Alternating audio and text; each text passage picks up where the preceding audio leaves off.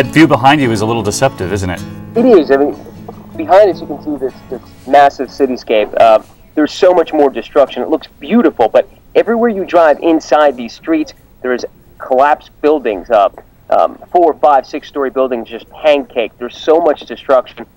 And I'm going to take you over here. We're actually at the Hotel Montana. 6 stories flattened by the quake. We're standing right now in what remains of the Hotel Montana, which used to be the nicest hotel in town.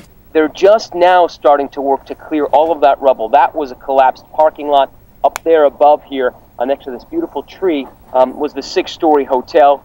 Gone. Nothing left. And they're just starting to rebuild this place. And it's one of the few little slivers of hope that we've managed to find here in Haiti.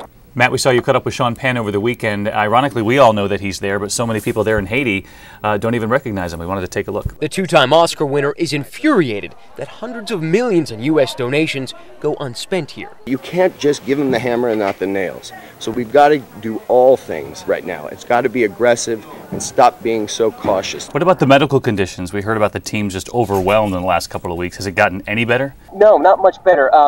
Epidemiologists think that this outbreak is actually going to get worse over the next couple of days. It's probably going to peak sometime this week, which coincides with elections. So they estimate over 200,000, maybe more, infections, cases of cholera here, and a death rate of about 2%. That means thousands of dead from this cholera outbreak. And already the morgues, the hospitals, the clinics are inundated. They can't handle the volume. Yesterday, David, we tried to find one of the places where they bury these dead, and it turns out that they're burying the cholera dead in the same spot that they buried the earthquake victims. This had been a mass grave dug for the victims of January's earthquake. It's been opened up again. Now, victims of the cholera epidemic are being put in here. I'm curious, you mentioned the elections. They come this weekend, and you combine that with this outbreak, and they're talking about a low turnout, obviously, and how that could undermine the legitimacy of the election. Absolutely. There are a number of reasons for low turnout.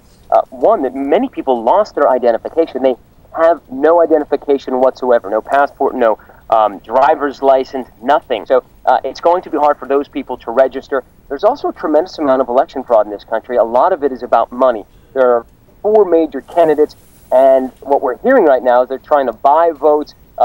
They are in cahoots with larger corporations in this country. This is going to be a very messy election, so stay tuned. It could get pretty ugly down here, David.